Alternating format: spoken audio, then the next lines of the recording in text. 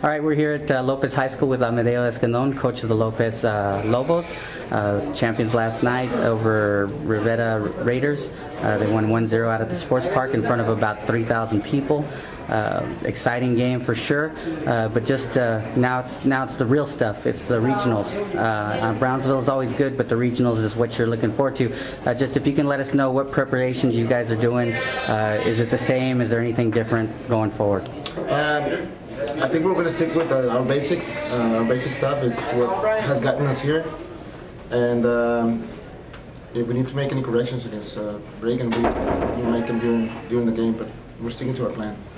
Okay, so your offensive attacks are going to stay the same, defensive attack. There's a lot of set pieces. A lot of set pieces. That is a big part of your game.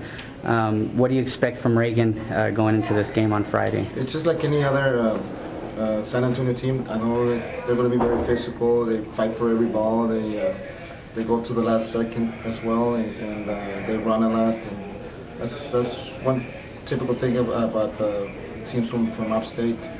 Okay. And, I think we can counter that. We have before. We have done it before. And ironically, last two times we went to regionals, we played Reagan. We won one and we lost the first one, but we've seen it before. Okay, so this should be sort of the rubber match then. Yeah. As the team progressed throughout the year, Lopez wasn't really on the map. Just tell us the things kind of you started at the beginning of the season, implemented, maybe some things you've added as the season's gone along that's actually brought Lopez to this point. How many regional showings is this going to be for you? This is the fifth one, right? This is going to be your fifth? Yes. And how many times have you been to state? Twice. Okay, and if you could just elaborate, like I said, on the beginning of the season to now. I think what I'm going to say is probably what people don't know and that they should know. I think the whole community gave us a big motivational. It was kind of a negative motivational factor because we're not supposed to be here, according to a lot of people, and that was a big motivation for us. I think that's the other thing that took us and brought us all the way over here. People not believing in us and us knowing we didn't have the players we had last year, and yet we knew we had a good team. A team that's based on defense. That's one thing we've been doing this year. We don't score as many goals, but they don't score as many goals on us either. I think that the most goals that people have scored on us was Rivera, but that was a bench. And a lot of people don't know that. But that was a bench and a lot of the JV players. But I think it's our forte, our defense.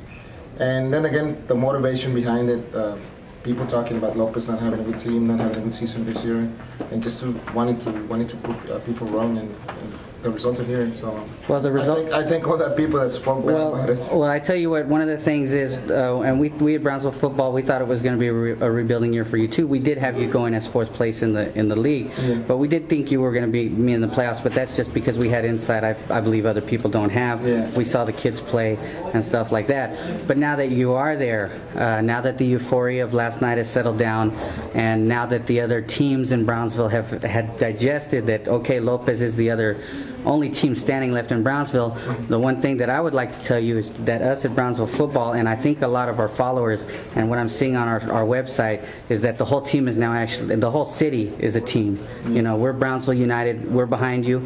I've received texts from Salvador, and I've received texts from Espitia that say they're behind Lopez 100%, and they consider Brownsville a team, a city of brothers.